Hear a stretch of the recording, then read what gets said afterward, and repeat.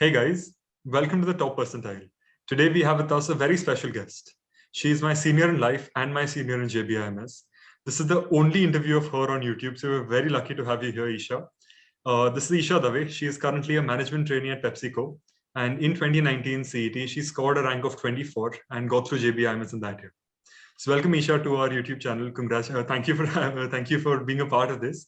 Congratulations for your score, even though it's 2 years since that time. As you know, CET is a week from now. The dates are the 16th, 17th, and 18th of September. And the admit cards have finally come out. People are quite panicked. People are panicking because their admit cards might be in different cities, different places. They know what time the slot is now. Everything is now completely out. What was your last week like when you had prepared, just so that you can tell them exactly what it was and what they can do from this interview? Okay, so sure. So there are two things that I did. The first was that I had a formulae book, and this was something that I prepared during my preparations for the exam. So this included the rules, formulas for not only maths but also for English, logical, visual. Whenever I saw some shortcut or I identified a pattern that was recurring occasionally, I decided I'd note it down, and I would make sure I revise this book every day, at least once a day, and if I could twice, thrice, any chance I got, I made sure that I go ahead and revise it. And this is largely because a lot of the questions that we get in CET are direct questions. So in case you get a direct question, it's much easier to just plug the values in the formulae and just solve the problem. And you're not wasting too much time. The second was actually taking mock tests right up to the day before the exam. However, what I did in the last 2 days was I did not take new mock tests. I instead found two different mock tests that I had taken previously, and I took them back to back. So these were mock tests that I had scored very well in earlier, and I made sure that I take them back to back in order to make it a 5-hour exam and not a 2.5 hours. So this was largely to develop my mental stamina because I looked at it as a 2.5, not as a 2.5 hour exam, but as a 5-hour exam instead. So where you account for time that's taken for traveling, the time that you wait at the exam center before the exam begins. So accounting into and taking into account all of that, it would take around 5 hours. So in order to develop that concentration for 5 hours, I decided to do this on the last 2 days. So these were the two things that I followed rigorously throughout the last 10, 12 days of prep. Right. This is actually something that's very different because I never have done such a thing. I've never taken two mocks on the same day, let alone a 5-hour stretch, something like this. But I think it's a very valid thing because it gets you right in the zone for the D-Day. It's the motivation that counts. It's not the score that matters too much, but it's the motivation that yes, you have done something good and you are able to do it. And plus, what you mentioned about Mumbai traffic and all the traffic and the timing that it would take, the 5 hours that are there. I think the admit cards have come out that are 3 slots in a day this time. So there are a total of 9 slots. This is what I think has happened from based on 3 slots being there on 3 days. So that makes sense that 9 slots are there. So people who are in the morning section, everything has to be planned with the 5 hours in mind because they will really need to travel to different cities. And there are students who've reached out to us saying that they have the center in Pune and they are in Mumbai. There are some people have to go to Navi Mumbai, etc. So it's a really wonderful thing that was there. On the day of the exam, what was the thing that you had done? What was on the day of the exam? Since people might be watching this 2 days before or a couple of hours before, in that sense, what did you do on the day of the exam? On the day of the exam, so I think the basic ground rule that I had kept in mind was that this is just another mock for me. And I had made sure that I don't take additional stress because everyone around you, when you're sitting at the exam center, everyone is panicking. And you'll Okay. see all worried faces. And it doesn't help if you're going to put more pressure on yourself. You know Right. those In 2.5 fact, hours. right. Yes. In fact, that reminds me, you had a very peculiar experience on the day of the exam, which I really think you should focus a lot on. So if you can tell us more about that part of it, that'll be really nice. Sure. I'd forgotten So that. Yeah. yeah, so when I actually went, I decided to take it as another mock, and I reached the exam center and I started my papers. So my order for the exam was English, which was my strongest area, followed by logical, visual, and then maths, which was my weakest area in these amongst these four sections. So I generally did a round robin method where I took the singlets first in each of these sections, and then once after finishing all the four sections, I went back and did the sets. So once I reached the math section, I was looking for singlets, and by chance I came across a DI set. And technically, had things gone according to plan, I wasn't supposed to read them, read the DI set. It was a 4-5 marker and not a singlet. So, but turns out things did not go according to plan, and I did end up reading it on that day, which was a big mistake that I'd made because I did not know that problem. I had never come across it beforehand, and I didn't know how to solve it. Looking at that, I started panicking. I did not know how to solve it, and just for that 4-5 marker, I panicked, and I couldn't solve any of the maths problems after that when I was looking for them. I remember wasting a good 5-7 minutes. I had a cry during the exam, and I actually imagined Jamnal Bajaj, and I actually visualized it, and I thought that I've lost my chance at this, and I wasted an attempt. But somehow, at the end of those a couple of minutes, I managed to recoup myself and go back, and I decided to tackle my favorite section, which was English. And from the English parts, there was RC left, and that was something I was looking forward to. So I decided to just leave maths aside right now and go ahead and tackle English. And I started off with the RCs, and I came back on track, and then I went and completed the paper. So I think if there's one takeaway from this, it's that things are not always going to go according to plan. There is going to be something that does not work out for you during the exam. Maybe your stronger area turns out to be very difficult, and a weaker area that you generally think is weaker for you turns out to be very easy.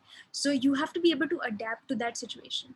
So it's very important for you to just stay calm and manage to come back in case there is a setback in the exam. Right. In fact, there's a lot of takeaways from this. The main being that there is a topper who likes verbal the most, who rushes to RC to solve that first, because in CET, no one really does this. If it's CAT, I understand RCs are the most important part of it. But in CET, RCs are always something that is completely overlooked. You just go through it as fast as you can. But like how she worked on her strong section, I think that's the best thing you do. Especially this year with everyone who's reached out to us, there's so many students who have asked us how they should approach puzzles after spending 7 minutes on it. You know, once 7 minutes happen and you've answered 0 questions out of that, you are thinking the doors of JB are closing, as you mentioned. Everything is going your year of prep, and this year, in fact, it's been more than a year. It's been a year and a half of prep if you count from March 2020. Since the time I took CET. So it's been a year and a half of prep, and people will be thinking a lot in that. So I think this is a really important insight to take, because there will be a lot of people in this situation. It is a part and parcel of the exam. This is definitely going to happen. In fact, there are so many students who do this in mocks as well. So thank you, Isha, for sharing that. I think that's wonderful. But now coming to the other side of this, what was it like when you saw the results? What was it like on the day of the result when you realized that, you know, it is done? I remember parts of this. I remember how it was post the exam as well. So if you can contrast the two, that'd be really nice. So post the exam, going back to post the exam, I came out of the exam center and I was crying. Everyone around me was very happy about how the paper went, and I didn't see anyone feeling bad about the paper, but I was crying. But by the time I reached my car, I spoke to my parents, and we had decided by then that, we'll give it a second shot. So by the time I reached home, I was already thinking of how I would go ahead and prepare for the next CET attempt that I would take the next year. So this was how, and I went back to law school. I went back and I was mentally prepared that, okay, if I'll graduate without getting any college, I will take a break for 1 year. And I remember I was in law school when I actually got the result, and I was in the hostel. This was around midnight when the result was released. So I was so sure I wouldn't get Bajaj. I checked the result from the second page because I thought from the 56th rank, that's generally the cutoff for Bajaj. So I checked from the second page, and I went down to around 100 marks, and I still couldn't find my name anywhere. So I started wondering what happened, and instead I thought I'd do Control F and look for my surname. So that's when I saw my surname on the 24th rank, and I thought this is a mistake first. So I went and opened my admit card and I cross-checked my name. I cross-checked every detail that is there. I called up my parents. I asked Anay, I asked everyone at home to go and check and check whether this is actually my rank.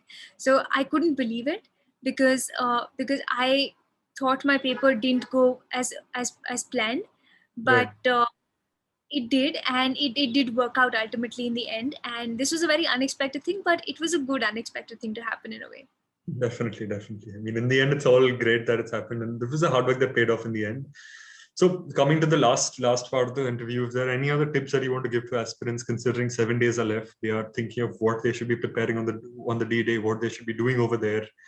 Just any other tips that you would like to add for students that are preparing right now? Sure. So I do have a couple of pointers. I think the first would be that this is something that everyone tells you to do. But I know most of the people implement it, but there are still some people who don't, which is reach early. Given the traffic that's there, or if it's in a new location, you won't know where the exam center is. So I'd suggest you reach a bit early so you're not putting additional stress or pressure on yourself. And you're at least reaching the exam center in a more relaxed space of mind, like in a relaxed mind.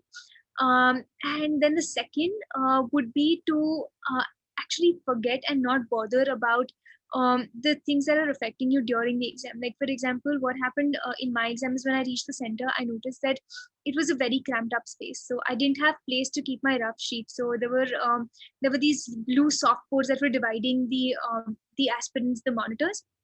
And I remember giving my entire 2.5 hour exam by pushing down on that board. Luckily, there was no one next to me, so I could afford doing that. And I pushed down it, and that's how I kept my rough sheet and managed the entire exam. Right. And there was also construction work going on outside. There was road repair work, and to top it off, there was obviously the Bombay traffic. So there was so much noise outside. But at that point, for me, it was the 2.5 hours that I'm sitting there mattered more than the noise, than the cramped up space, than the distractions that were there.